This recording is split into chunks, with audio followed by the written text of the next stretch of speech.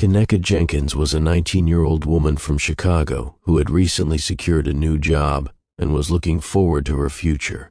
On the night of September 8, 2017, she told her mother, Teresa Martin, that she was going out with friends to celebrate.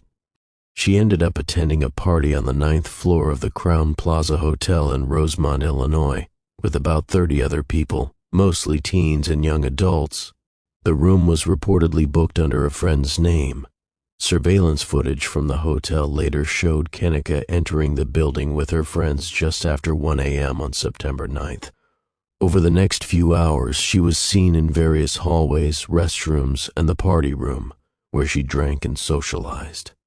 Witnesses said alcohol was present, and while no one admitted to providing drugs, toxicology reports would later reveal she had both alcohol and a prescription drug in her system.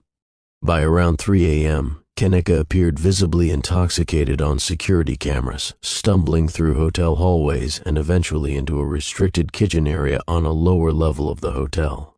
The next time anyone saw her was nearly 24 hours later, when her body was discovered face down inside a walk-in freezer located in that same unused kitchen. The freezer was operational and set to freezing temperatures, though the kitchen itself was not in active use. Her death shocked the public and quickly turned into a case that drew national attention. When Kenneka's friends couldn't find her around 4 a.m., they called her mother. Teresa arrived at the hotel shortly after, desperate to find her daughter. She pleaded with hotel staff to review surveillance footage or assist with a search, but they refused, citing policy that required a formal missing persons report first. Police were not contacted until later that day. The hotel's lack of urgency, and what appeared to be a delayed response from both security and law enforcement, led many to believe her life might have been saved had action been taken sooner. As investigators began piecing together the events of that night, they conducted interviews with several people who were at the party, including Kenneka's close friends. Their statements were riddled with contradictions and vagueness. Monifa Shelton, one of Kenneka's best friends, told police that Kenneka became intoxicated and wandered off into the hallway alone, possibly to retrieve her phone. She insisted they looked for her shortly after noticing her absence. Another friend, Shamaya Winder, said they all went into the hallway together and that Kenneka had become unwell, so they planned to leave. At some point, Kenneka either sat down or leaned against a wall, and when the friends looked back moments later, she was gone. They said they searched the hotel themselves before alerting her mother.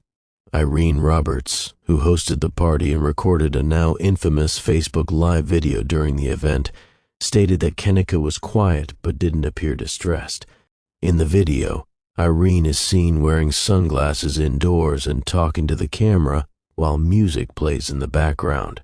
Internet sleuths later claimed that Kenneka's voice could be heard in the background, sounding distressed or in danger, but no concrete evidence ever confirmed this.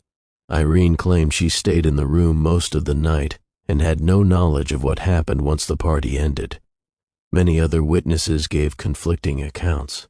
Some said Kenneka appeared fine and in control, while others said she was stumbling, quiet, and not herself. Several partygoers refused to cooperate with investigators or provided vague answers. Surveillance footage did show Kenneka alone and stumbling through the hotel's lower level, bumping into walls and appearing dazed. Eventually, she is seen entering the kitchen area, but there is no footage of her walking into the freezer itself.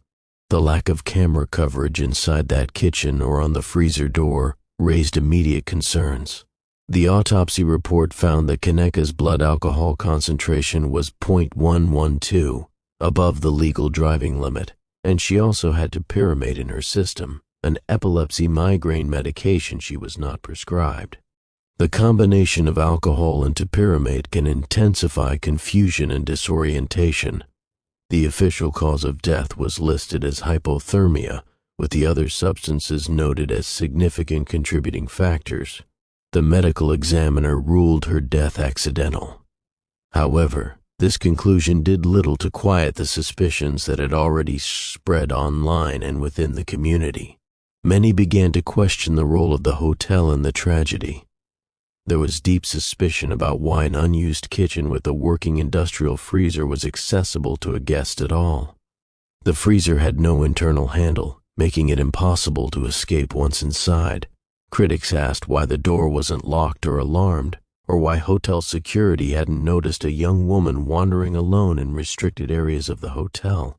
Surveillance gaps, including the fact that there was no footage of the moment Kenneka entered the freezer, led to theories that footage was missing, edited, or that something was being covered up.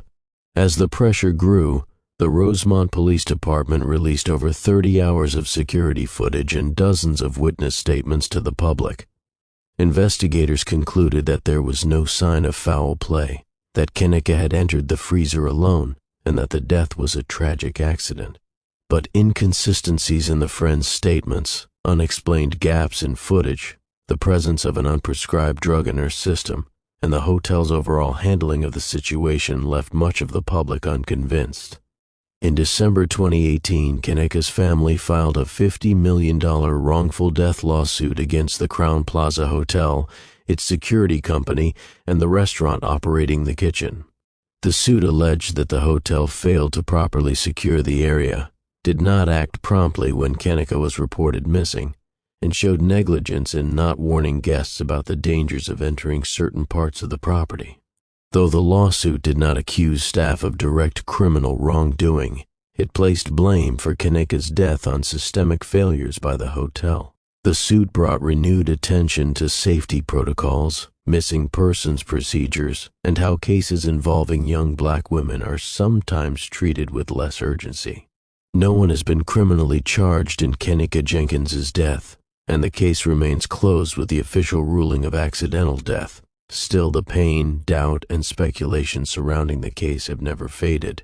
For many, Kenneka's story is not only a personal tragedy, but also a symbol of institutional neglect, unanswered questions, and a justice system that some feel failed to look deep enough.